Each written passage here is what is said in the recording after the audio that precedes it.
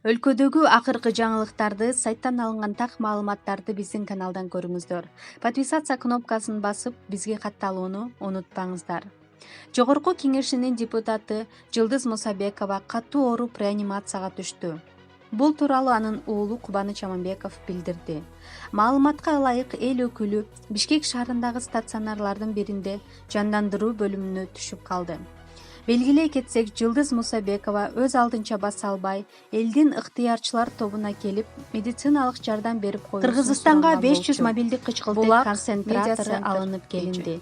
Алар бүгүн чартердик каттам менен Кытай Эл Республикасынан алынып келинди. Бул тууралуу өкмөттүн басма сөз кызматчысы билдирди. Жуманын башында өкмөт тарабынан кычкылтек концентраторлоруна жана пульсоксиметрлерди сатып алууга 50 миллион сом бөлүнгөн.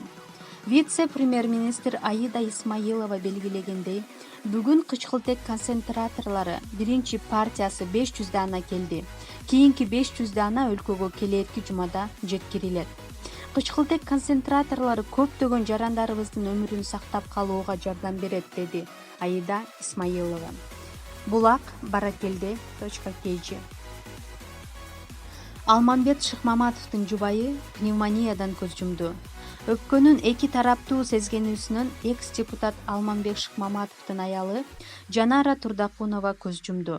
Бул тууралуу 24kg маалымат агенттигине жакындары билдирди. Маалыматка ылайык, Жанара Турдакунова 5 күн жандандыруу бөлүмүндө жаткан. Булак аралаш маалымат kg. Урматтуу мусулман бир туугандар, биздин каналдын жамааты ар бириңиздерге ден соолук каалайт. Үй бүлөңүздөр менен аман болуңуздар. Бүгүнкү өлкөдөгү оор кырдаалда баарыбыз бири бирибизди колдогонду унутпайлы.